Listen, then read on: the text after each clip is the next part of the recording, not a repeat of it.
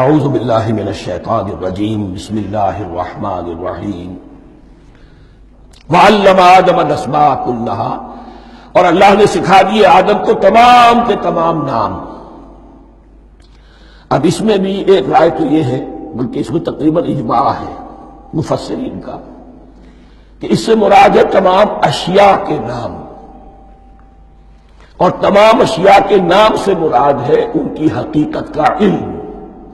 Human knowledge جو ہے، اگر آپ اس کا تجزیہ کریں گے تو وہ یہی ہے کہ انسان ایک چیز کو پہچانتا ہے، پھر اس کے لیے ایک نام رکھتا ہے یا کوئی ٹرم اس کے لیے قائم کرتا ہے۔ اس نام یا ٹرم اور اس کے حوالے سے، اصطلاح کے حوالے سے بہت سے حقائق کو اپنے ذہن کے اندر محفوظ کرتا ہے۔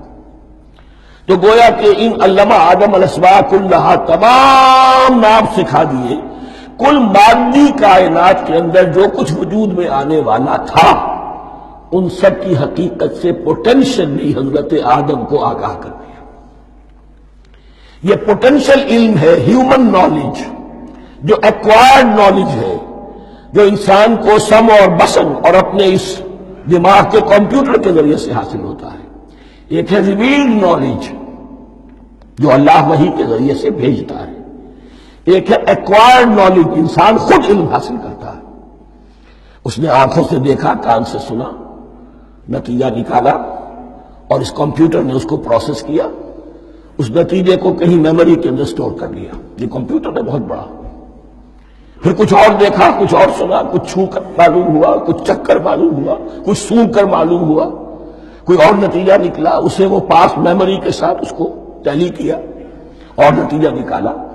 اس طرح رفتہ رفتہ ان السمع والبصر والفؤاد کل اولئک کان عنہ مسئولا، یہ ایکوائرڈ نالج تین چیزوں سے انسان کو حاصل ہو رہا ہے، سماعت، بصارت اور یہ عقل، جو فائدہ اخذ کرتی ہے، جو اس کو پروسیس کرتی ہے، اس تمام جو سینس ڈیٹا اس کو مہیا ہوتا ہے سینس آرگن کے ذریعے سے۔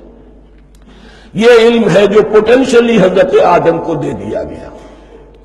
اس کی ایکسفولیشن ہو رہی ہے، اب درجہ بدرجہ وہ علم پھیل رہا ہے، بڑھ رہا ہے، اور بڑھتے بڑھتے کہاں تک پہنچے گا ہم کچھ نہیں کہہ سکتے۔ کہاں سے کہاں پہنچ گیا انسان۔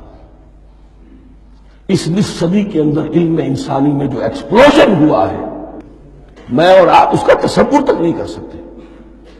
اکثر بڑے بڑے جو سائنسدان ہیں انہیں تصور نہیں ہے، اس لیے کہ ایک شخص اپنی لائن فزکس کے بارے میں جانتا ہے کیا کچھ ہو گیا، یا فزکس کی بھی کسی شاخ کے بارے میں جانتا ہے، باقی دوسری جو لائن ہے اسے کچھ پتہ نہیں۔ اسپیشلائزیشن کا دور ہے، لہذا جو ایکسپلوژن کہا جائے، دھماکہ ہوا ہے علم کا، اس کا کوئی اندازہ نہیں ہے ہمارے پاس، اور کس تیزی کے ساتھ وہ چیز آگے بڑھ رہی ہے، کس تیزی کے ساتھ ایک چیز آج جو ایجاد ہوئی چند دنوں کے اندر اندر اس کے بعد اس کا نیا کوئی ورژن آ جاتا ہے اور یہ چیز جو آبسولیٹ ہو جاتی ہے۔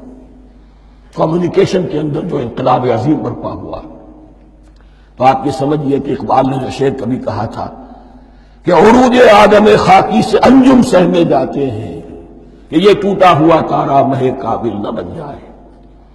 اور یہ مہ کامل بنے گا کب؟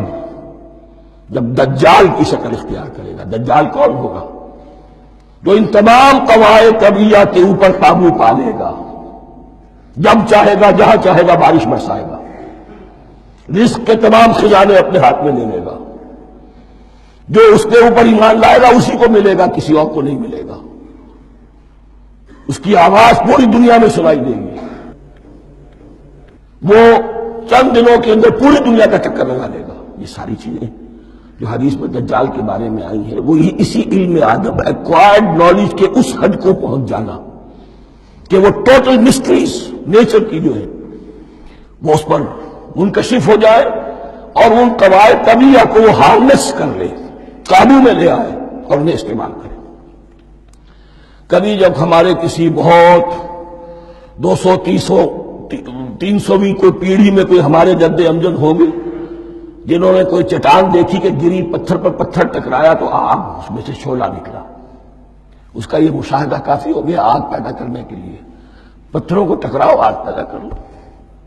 یہ اس دور کی سب سے بڑی ایجاد تھی، آگ، انرجی۔ اب وہ انرجی کہاں سے کہاں پہنچی، وہ آگ نے باپ کی شکل اختیار کی، پھر ہم نے بجلی ایجاد کی، اور کب کیا ہے، ایٹمک انرجی ہے، اور ڈبل کیا کیا ہے، اللہ عالم۔ ان تمام چیزوں کا تعلق ہے خلافت ارضی کے ساتھ۔ لہذا فرشتوں کو جو بتایا گیا وہ یہ ہے کہ آدم کو علم بھی دیا جا رہا ہے، صرف اختیار ہی نہیں دیا جا رہا، علم دیا جا رہا ہے۔ وَعَلَّمَ آدَمَ الْأَسْمَاءَ كُلَّهَا ثُمَّ عَرَضَهُمْ عَلَى الْمَلَائِكَةِ، پھر ان تمام اشیاء کو پیش کیا فرشتوں کے سامنے۔ فَقَالَ أَنبِئُونِي بِأَسْمَاءِ هَؤُلَاءِ، اور فرمایا کہ مجھے بتاؤ ان چیزوں کے نام، ان کنتم صادقین، اگر تم سچے ہو۔ قالوا سبحانک لا علم لنا الا ما علمتنا، انہوں نے کہا پروردگار تو پاک ہے ہر نقص سے، ہر عیب سے، ہر ذوف سے، ہر احتیاج سے، مبرہ ہے، منزہ ہے، اعلیٰ ہے، عرفہ ہے۔ لا علم لنا الا ما علمتنا، ہمیں کوئی علم حاصل نہیں سوائے اس کے جو تم نے ہمیں سکھا دیا ہے۔ اس کی تعبیر یہی بہتر معلوم ہوتی ہے کہ ملائکہ کی حیثیت در حقیقت اس کائناتی جو حکومت ہے اللہ کی، آفاقی حکومت، اس کے کارندوں کی ہے، یا اس کے سول سرونٹس ہیں، تو ہر ایک کو صرف اس کے شعبے کے متعلق علم دیا گیا ہے، علم جامع نہیں، تمام چیزوں کا علم یہ معلوم کرنے کی استعداد ان کے پاس نہیں ہے۔ کوئی فرشتہ فرض کیجئے بارش کے اوپر مامور ہے، کوئی پہاڑوں پر مامور ہے، جس کا ذکر سیرت میں آتا ہے کہ جب طائف میں حضور پر پتھراؤ ہوا ہے تو اس کے بعد ایک فرشتہ حاضر ہوا ہے کہ میں ملک الجبال ہوں، اللہ نے مجھے پہاڑوں پر مامور کیا ہوا ہے، آپ اگر فرمائیں تو جن لوگوں نے آپ کو ستایا ہے، یہ جو طائف جن دو پہاڑوں کے درمیان یہ وادی ہے، ان کو آپس میں ٹکرا دو کہ یہ پس کر اور سرما بن جائے۔ آپ نے فرمایا نہیں، کیا عجب، اللہ تعالیٰ ان کی اگلی نسلوں کو ہدایت دے دے۔ تو فرشتے ہیں، کوئی پہاڑوں پر مامور ہے، کوئی کسی خدمت پر مامور ہے، ان کو علم دیا گیا ہے صرف انہی کی اپنی جو بھی فرائض منصبی ہیں ان کے شعبے سے متعلق، کل نہیں۔ جامعیت جو ہے علم کی وہ ہے کہ جو حضرت آدم علیہ السلام کو پوٹینشلی دے دی گئی، اور جو اب بڑھتے بڑھتے ایک بہت پیراور درخت بن چکا۔ سبحانک لا علم لنا الا ما علمتنا انک انت العلیم الحکیم، یقیناً آپ ہی کی ذات ہے جو کل کے کل علم کی حامل ہے، اور جس کے اوپر حکمت بھی، جس کی حکمت بھی قابل ہے، باقی تو ہر مخلوق میں سے ہر ایک کا علم ناقص رہے گا۔ العلیم، کل علم کا جاننے والا تو ہی ہے، الحکیم، کل حکمت وہ تو تیرے ہی پاس ہے۔ صدق اللہ العظیم۔